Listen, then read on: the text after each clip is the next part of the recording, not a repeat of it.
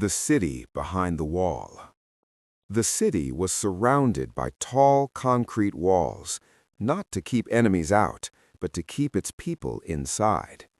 No one remembered clearly why the walls were built. Some said it was to protect humanity from what remained of the old world. Others whispered that the real danger lived within the city itself. Chicago, rebuilt, reorganized, and reimagined. After a devastating war caused by human greed, lies, fear, and violence, the survivors came to one conclusion: human nature is the problem. So they divided it. The 5 factions. To prevent future wars, society was split into 5 factions, each dedicated to eliminating one human flaw: abnegation, selflessness. They believed selfishness destroyed the world. They wore gray, spoke softly, and lived to serve others. They governed the city. Erudite, intelligence. They believed ignorance caused chaos. They valued knowledge, logic, and truth above all else. They watched the world carefully. Dauntless, bravery. They believed cowardice allowed evil to win. They protected the city, guarded the walls, and embraced fear. Amity, peace. They believed anger and conflict ended civilization. They farmed the land, wore bright colors, and avoided violence.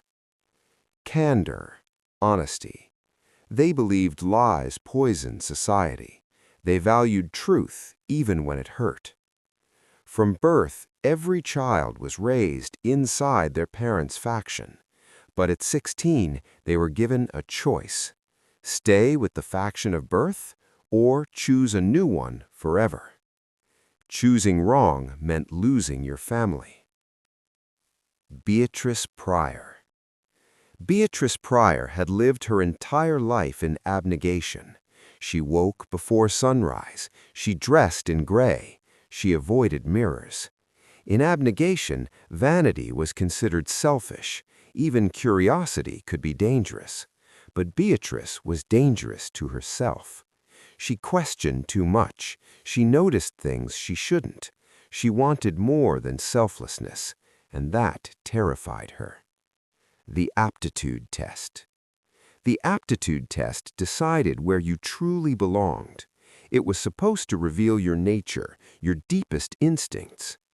Beatrice sat in a cold room, a strange liquid flowing into her veins, her mind slipping into a simulated world. But something went wrong. She didn't respond like others. She adapted. She questioned. She chose. When the test ended, the examiner, Tori, was shaken. And then she whispered words that changed Beatrice's life forever. You're not abnegation. You're not dauntless. You're not erudite. You're divergent. What it means to be divergent. Divergent meant her mind didn't fit into one box. She showed traits of multiple factions. She could be selfless, brave, intelligent, and honest depending on the situation. To the system, this made her uncontrollable. Tori warned her, never tell anyone. Divergents don't survive. Why? Because divergents can't be easily manipulated. They think independently. They resist control. And in a society built on order, that makes them a threat. Choosing Day. Choosing Day arrived like a public execution. Families sat together, knowing this might be the last time. Each 16-year-old stepped forward, cut their hand, and let their blood fall onto the symbol of their chosen faction. Beatrice stood trembling. Abnegation, her family. Dauntless, her secret desire. And then she chose. Her blood hit the flames. She chose Dauntless. Gasps filled the room. Her parents said nothing. Her mother's eyes, however, told her everything. Pride, fear, and heartbreak mixed together. From that moment on, Beatrice Pryor was dead. She became Triss. Entering Dauntless. Dauntless headquarters wasn't peaceful or quiet. It was loud, violent, alive. New initiates were thrown into chaos, jumping from moving trains, leaping into darkness, fighting strangers. This was not bravery. This was survival, and only the strongest stayed. A dangerous secret. As initiation began, Triss learned the truth. Dauntless was not about courage. It was about fear control. Initiates were ranked. Only the top survived. The bottom were expelled, becoming factionless, the lowest class in society. And Triss had another problem. Her divergence made her simulations different. She could wake herself up. She could change outcomes, which meant if anyone noticed, she would be exposed. As Triss stood on the edge of the pit, watching initiates fall or rise, one truth became clear. This system wasn't built to save humanity. It was built to control it. And Triss, a girl who didn't fit, was standing in the middle of a revolution she didn't yet understand. Dauntless initiation begins. Dauntless initiation was not about learning. It was about breaking you first. The initiates were divided into groups and thrown into a brutal routine. Physical combat, weapons training, endurance tests, constant psychological pressure. From the very first day, one rule was clear. Only the strong survive. There were no teachers, only leaders, and none of them were gentle. Eric, fear as a weapon. One name spread terror among the initiates. Eric. He was young, intelligent, and cruel. Unlike traditional Dauntless leaders, Eric believed fear was not something to overcome, it was something to use. He humiliated weaker initiates publicly. He enjoyed watching people fail, and he believed ranking was the purest form of justice. In his eyes, compassion was weakness, and Triss was small, quiet, an easy target. The first fight. The initiates were ordered into a circle. One by one, they were forced to fight. No protection, no mercy. When Triss's name was called, laughter filled the room. She was the smallest, the weakest. Her opponent was Peter, tall, aggressive, and hungry for dominance. The fight was brutal. Triss was thrown to the ground, kicked, humiliated, but something inside her snapped. She didn't fight to win. She fought to survive. She attacked without hesitation, without fear. And when the fight ended, Peter was bleeding. The room went silent.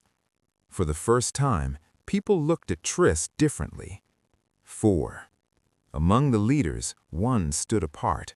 Quiet, observant, controlled. His name was 4. Unlike Eric, 4 didn't enjoy cruelty. He watched instead, as if measuring something invisible. He noticed Triss, and that was dangerous. Rankings, the real threat. Every initiate was ranked publicly. Strength, skill, progress. Those at the bottom would be expelled, forced into a life without faction, without purpose. Triss started at the bottom, but she learned fast. Too fast. Every victory pushed her higher. Every improvement made her more visible, and visibility was the enemy of a divergent. The fear simulations. Dauntless initiation had 3 stages. The final stage was the worst, fear landscapes. A chemical serum placed initiates into simulations designed to expose their deepest fears. Each fear had to be faced. Each reaction was monitored. Most initiates screamed, panicked, broke down. Triss adapted. She realized the truth. The fears weren't real. And once she understood that, she could control them. She didn't eliminate fear. She managed it, which was exactly what the system couldn't tolerate. 4's secret. 4 noticed. Dauntless initiation begins. Dauntless initiation was not about learning. It was about breaking you first. The initiates were divided into groups and thrown into a brutal routine. Physical combat, weapons training, endurance tests, constant psychological pressure. From the very first day, one rule was clear. Only the strong survive. There were no teachers, only leaders, and none of them were gentle. Eric, fear as a weapon. One name spread terror among the initiates. Eric. He was young, intelligent, and cruel. Unlike traditional Dauntless leaders, Eric believed fear was not something to overcome, it was something to use. He humiliated weaker initiates publicly. He enjoyed watching people fail, and he believed ranking was the purest form of justice. In his eyes, compassion was weakness, and Triss was small, quiet, an easy target. The first fight. The initiates were ordered into a circle. One by one, they were forced to fight. No protection, no mercy. When Triss's name was called, laughter filled the room. She was the smallest, the weakest. Her opponent was Peter, tall, aggressive, and hungry for dominance. The fight was brutal. Triss was thrown to the ground, kicked, humiliated, but something inside her snapped. She didn't fight to win. She fought to survive. She attacked without hesitation, without fear. And when the fight ended, Peter was bleeding. The room went silent. For the first time, people looked at Triss differently. 4. Among the leaders, one stood apart. Quiet, observant, controlled. His name was 4. Unlike Eric, 4 didn't enjoy cruelty. He watched instead, as if measuring something invisible. He noticed Triss, and that was dangerous. Rankings, the real threat. Every initiate was ranked publicly. Strength, skill, progress. Those at the bottom would be expelled, forced into a life without faction, without purpose. Triss started at the bottom, but she learned fast. Too fast. Every victory pushed her higher. Every improvement made her more visible, and visibility was the enemy of a Divergent. The fear simulations. Dauntless initiation had 3 stages. The final stage was the worst, fear landscapes. A chemical serum placed initiates into simulations designed to expose their deepest fears. Each fear had to be faced. Each reaction was monitored. Most initiates screamed, panicked, broke down. Triss adapted. She realized the truth. The fears weren't real. And once she understood that, she could control them. She didn't eliminate fear. She managed it, which was exactly what the system couldn't tolerate. 4's secret. 4 noticed something impossible.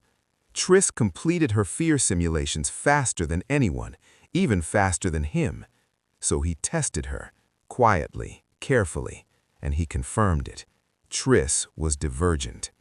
But instead of exposing her, 4 protected her, because 4 had a secret of his own. He wasn't just dauntless, he was divergent too. Trust and connection. 4 began training Triss privately, not to make her stronger, but to make her less noticeable. He taught her how to slow down in simulations, how to fake fear, how to survive without standing out. Between training sessions, something else grew. Trust, respect, a quiet bond built on shared danger. In a world obsessed with control, this connection felt like rebellion. Jealousy and betrayal. Not everyone was blind. Triss watched Triss rise through the rankings. He watched her get special attention, and he hated her for it. One night, jealousy turned into violence. Triss was attacked in her sleep, beaten, left bleeding. She would have died if 4 hadn't found her. The message was clear. In Dauntless, weakness isn't forgiven. A system that rewards cruelty. Triss survived, but something changed. She saw Dauntless for what it truly was, not bravery, not honor, but a weaponized system designed to create soldiers, and someone was planning to use them. Erudite's shadow. While Dauntless trained its fighters, Erudite gathered information. They questioned Abnegation's leadership. They spread propaganda. They studied control. Their leader believed intelligence, not selflessness, should rule, and Dauntless was the key. The final initiation rankings. The last tests were completed. The rankings were posted. Triss finished near the top. She had survived initiation, but survival came with a cost. Now she was visible, and visibility in this world meant danger. Triss had learned how to face fear, but she hadn't yet learned the truth. The greatest threat wasn't fear, it was obedience. And the system was preparing Dauntless to obey an order that would change the city forever.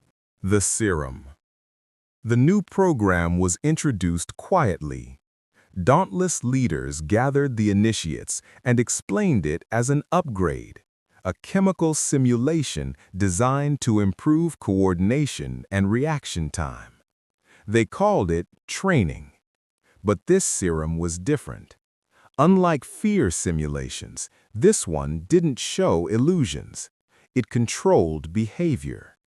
When injected, Dauntless soldiers moved as one. No hesitation, no emotion, no choice.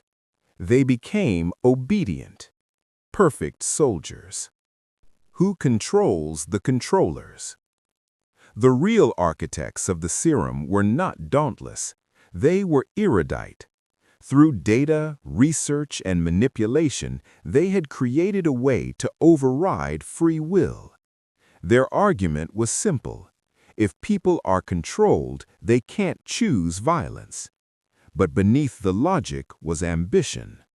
Erudite wanted power, and Dauntless, brave, armed, and now programmable, was the key.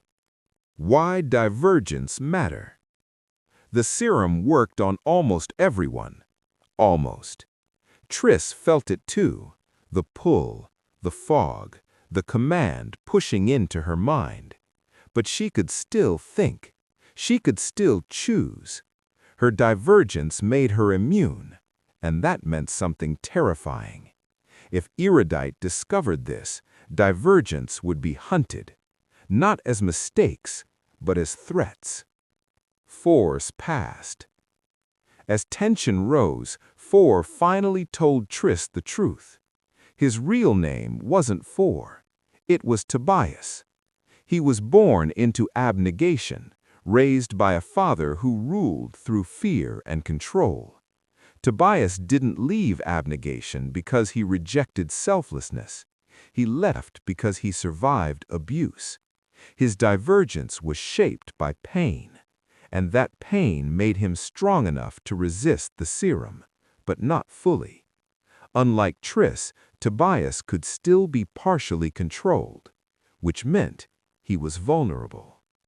The night everything changes. The order came without warning. Under the influence of the serum, Dauntless soldiers were activated. They marched in formation, silent, emotionless. Their target, Abnegation, the faction of selflessness, the faction that governed. The city watched as Dauntless turned its weapons on the very people who trusted them. This wasn't training. This was a coup. Abnegation under attack. The streets filled with chaos. Doors were kicked in. Families were dragged out. Leaders were executed. Abnegation didn't fight back. They had no weapons, no defenses, only belief. And belief was useless against mind-controlled soldiers. Triss ran through the streets, watching her old world burn. Gray-clothed figures falling, houses destroyed, children screaming. This was the price of obedience. Triss versus the system. Triss made a choice. She wouldn't hide. She wouldn't run. She would fight the system from the inside. Using her immunity, she moved freely among controlled Dauntless soldiers, pretending to obey. Every step was dangerous. One mistake, and she would be exposed. But she had something the system didn't expect: a conscience. Betrayal from within. Not everyone resisted. Some Dauntless leaders embraced the serum. Eric did. For him, control meant order. Order meant power. He didn't care who suffered, as long as he ruled. And he was watching Triss closely. The choice to kill. In the middle of the attack, Triss was forced into the most painful moment of her life. She encountered her parents. Her mother fought back, revealing skills Triss never knew she had. Her father chose sacrifice. Both made choices that proved something important. Abnegation wasn't weak. It was brave in a different way. Their deaths were not meaningless. They were resistance. Saving Tobias. Triss found Tobias. He was trapped inside the serum's control, fighting but losing. If she didn't stop him, he would become exactly what he feared. Using everything she knew about simulations and control, she broke through his conditioning. Not with force, with memory, with truth, with choice. And Tobias woke up, turning the weapon around. Together, Triss and Tobias infiltrated the control center, Erudite's command system, the brain of the operation. Triss used her divergence to reverse the signal, freeing the Dauntless soldiers from control. One by one, they stopped, confused, horrified, awakened. The weapon was broken, but the damage had already been done. Aftermath. The city didn't celebrate. Too many were dead. Abnegation was shattered. Dauntless was divided. Trust was destroyed. Erudite retreated, but not defeated. And one truth became impossible to ignore. The faction system didn't prevent war. It created it. A new status. Triss was no longer just a survivor. She was a symbol. A divergent who resisted control. A girl who exposed the system. And that made her a target. Because the world beyond the walls and the powers within were now watching. The war for the city was over, but the war for truth was just begun. Because divergence wasn't an accident. It was a key. And someone, somewhere, was desperate to unlock what it truly meant. The end of order. After the attack, the faction system began to collapse. Abnegation had lost most of its leaders. Dauntless was divided between guilt and rage. Erudite retreated into silence. Candor demanded answers. Amity wanted peace, but peace was no longer possible. Without abnegation to govern, the city had no center. And when systems lose their center, they expose their secrets. The factionless rise. The factionless, those once ignored, dismissed, treated as failures, now flooded the streets. They had nothing to lose. Years of poverty, hunger, and invisibility had hardened them. They didn't believe in virtues, they believed in power. And someone was organizing them, someone who understood resentment. Janine's last message. Before disappearing, Erudite's leader left behind data, records, experiments, simulations. Candor forced the truth into the open. What they discovered changed everything. The city was not just a society, it was an experiment. The purpose of the city. Long ago, before the walls, the world believed violence was genetic. Scientists identified traits linked to aggression, fear, dishonesty, selfishness. Their solution wasn't healing, it was separation. They tried to edit humanity. When genetic engineering failed and chaos followed, they created closed environments, cities like this one. Each faction represented a controlled behavior pattern. And divergence? They were the unexpected result. people whose minds resisted control, people who carried multiple traits without breaking, not defects, but successes. What divergence really means. Divergence wasn't rebellion, it was balance.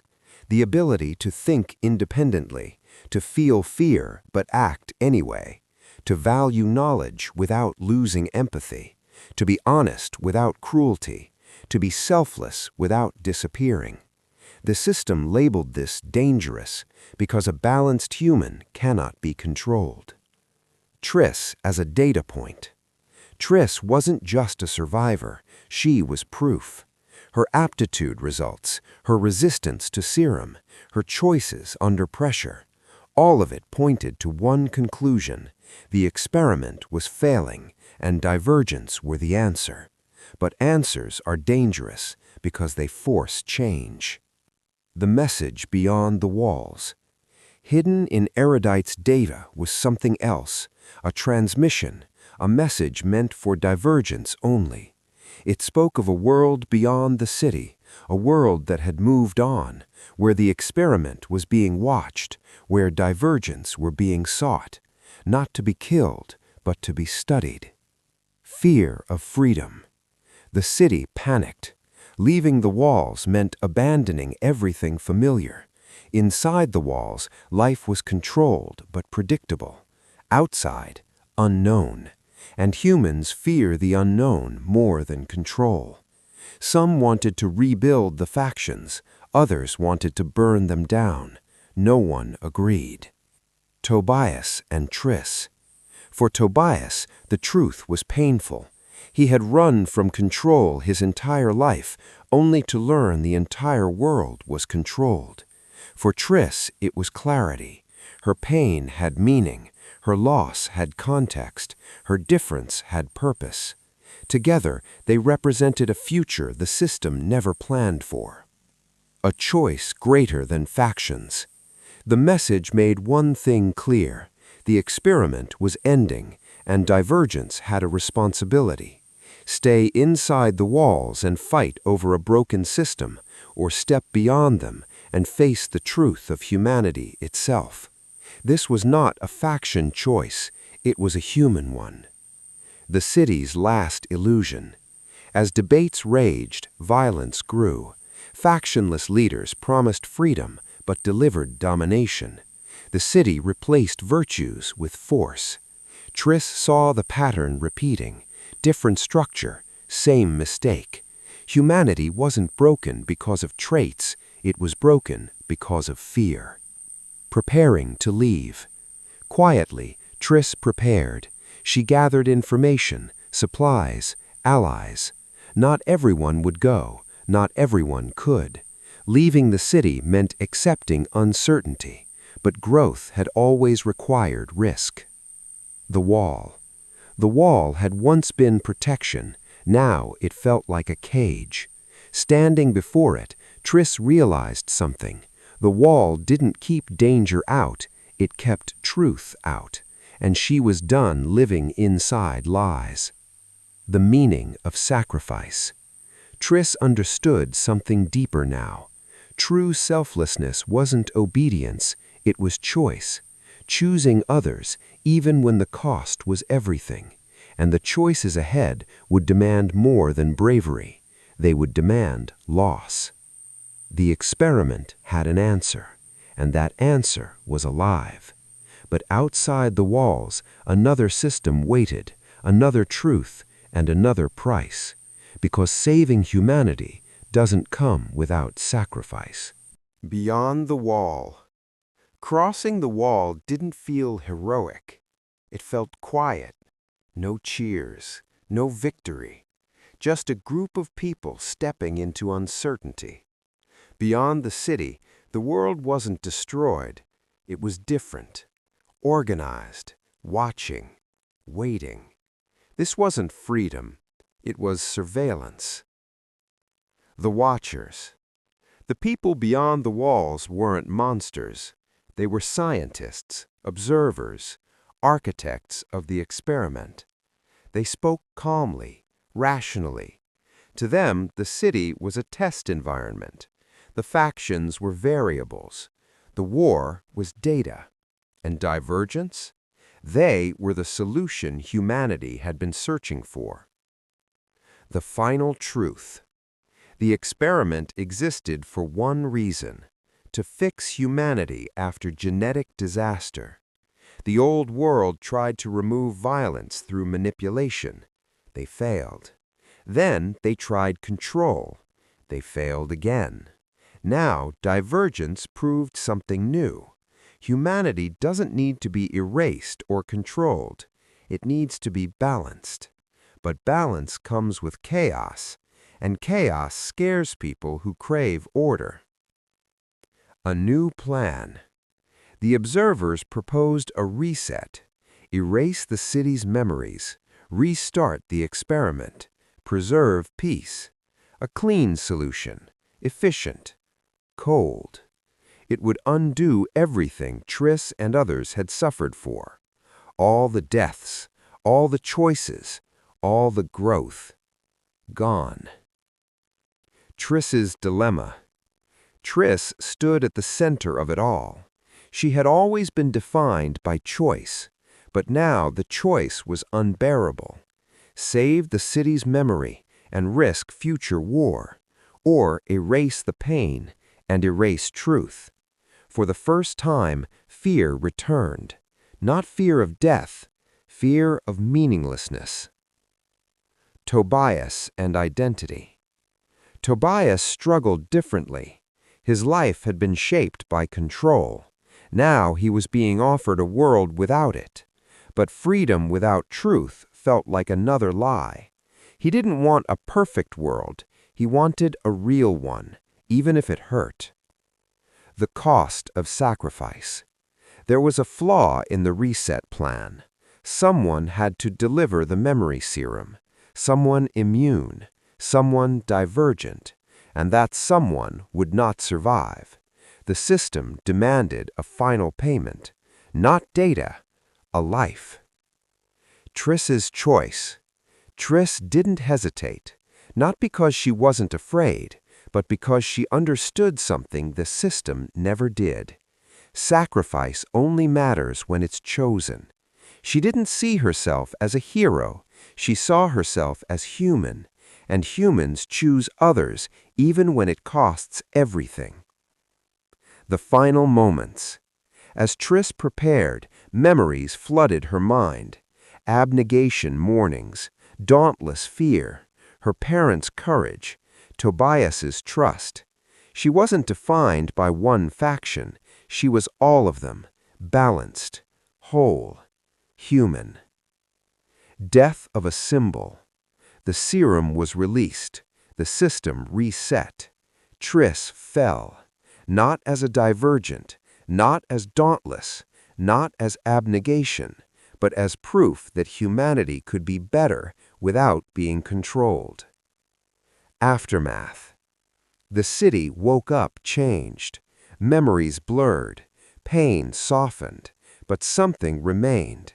A feeling, an instinct, that freedom mattered, that choice mattered, that someone had once chosen everyone else.